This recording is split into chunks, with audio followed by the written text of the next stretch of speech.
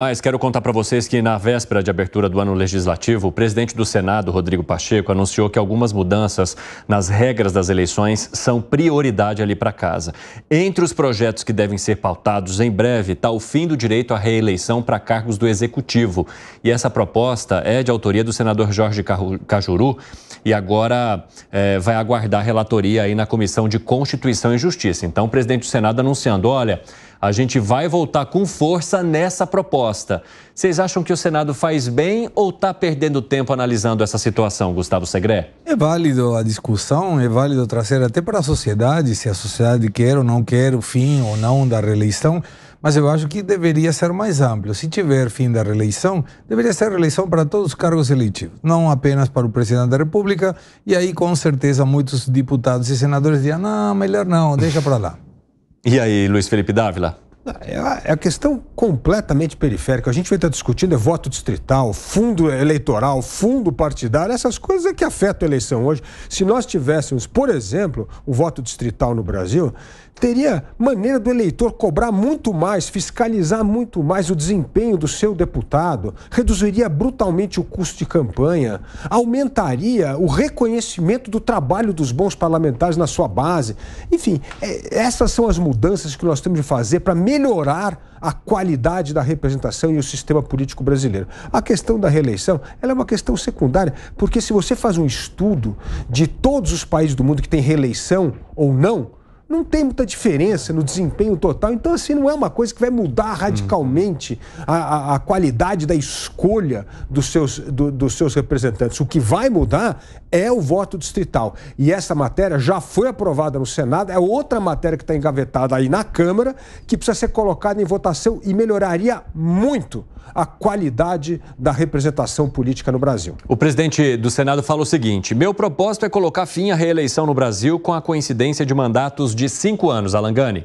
Eu acho que também, eu concordo com o Dávila, é uma discussão periférica, secundária. Você tem argumento dos dois lados, né? Tem o argumento que o fim da reeleição seria positivo, porque o governo tenderia a fazer um governo menos populista. Por outro lado, a reeleição, ela permite uma continuidade. Um grande problema do Brasil é que a gente não tem continuidade das políticas. Imagine só com 4 ou 5 anos, né? Essa continuidade seria bastante prejudicada mais do que já é. Como um bom conservador, assim como o Piperno, mantém o status quo do jeito que é. 4h28, o pessoal da rádio vai para um rápido intervalo. Daqui a pouco espero vocês, hein? Até já, bem rapidinho. Nas outras plataformas continuamos. O que foi, Piperno, que você está se manifestando aí pedindo ajuda a Deus? Não, primeiro que eu nunca peço ajuda a Deus, porque eu acho que os problemas têm que ser resolvidos aqui na Terra, né? Quero distância desse carimbo de conservador, pelo amor de Deus. Agora, nessa... Pelo amor de Deus, não. Quero distância desse carimbo de conservador. Pelo amor de Deus. Exatamente. Essa é a ironia que fica aí. Tá melhor. E eu quero dizer o seguinte, eu já falei sobre isso aqui outro dia. Essa é uma discussão provocada pelo presidente do Senado que me irrita profundamente. Por quê, Piperno? Porque aqui no Brasil, na verdade, não é uma questão de ser conservador ou não, Alan Gani, é uma questão de, por exemplo, dar tempo para o amadurecimento de algumas regras e costumes. Então... Senão a gente não vai criar jamais o hábito. Aqui, por mais paradoxal que seja, isso que eu vou dizer, mas aqui no Brasil se criou o hábito de não se habituar a nada, de ficar mudando toda hora. Mas esse... Veja, lá nos Estados Unidos, a última mudança em relação à duração de mandato presidencial foi aprovada em 1951 e era referente à posse do presidente em 53, que foi antecipada de março para janeiro. Desde então, e aí nós estamos falando em mais de 70 anos, é a mesma coisa. Ele vai tomar posse sempre no dia 20 de janeiro para um mandato de 4 anos. A única mudança que cabe é a posse pular do dia 20 para o 21, se o dia 20 cair num domingo. Ponto. Não tem mais nenhuma crise em relação a isso. Agora aqui não.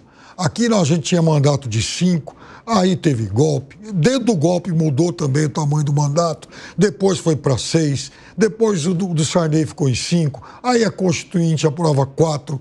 Aí depois o Fernando Henrique consegue lá a reeleição. Sabe, cada hora é uma coisa. Mas para que isso?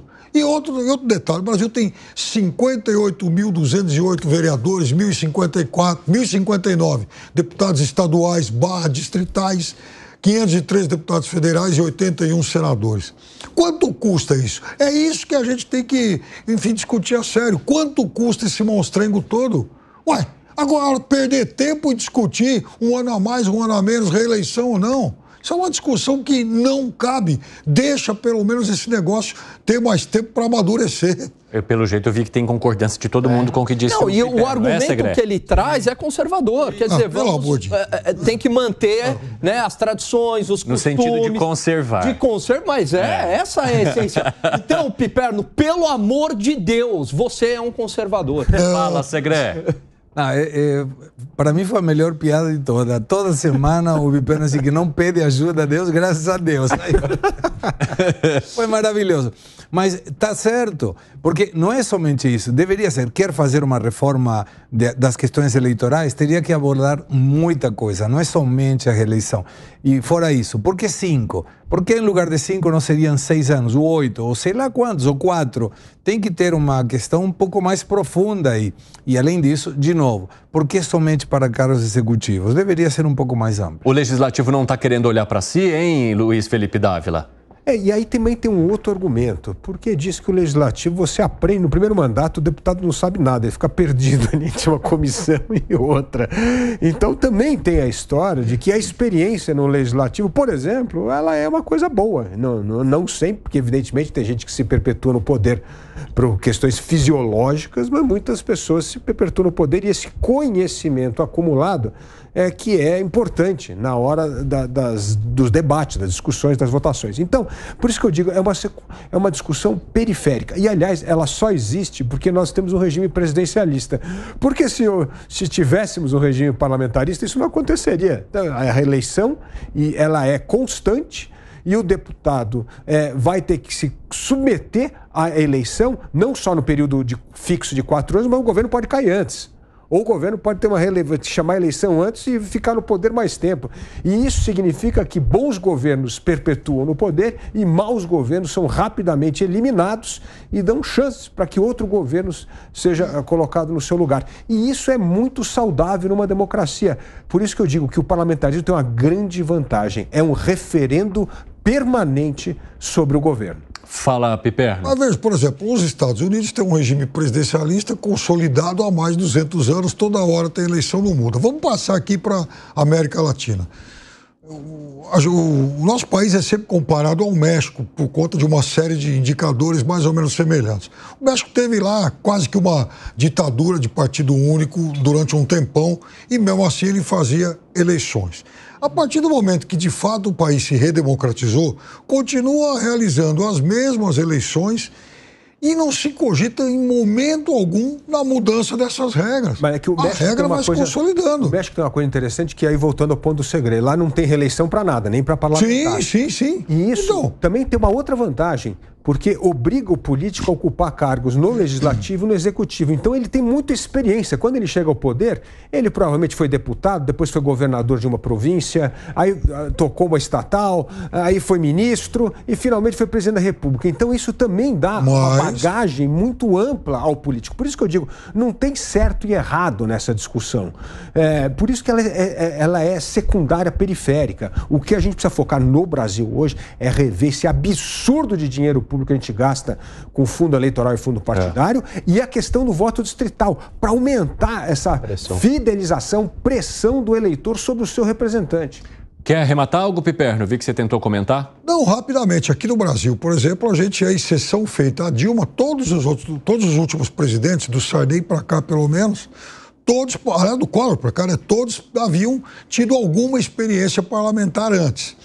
Agora, eu nunca fui, por exemplo, um defensor do voto distrital para deputados. Eu acho que isso deveria ser testado antes nas câmaras municipais. Agora vamos imaginar que isso seja aprovado. Ok, isso é uma outra experiência, mas que se for implantado, também não pode ser implantado já com alguém mirando alguma revisão daqui 2, 3 mandatos. Se for para mudar, que muda de uma vez.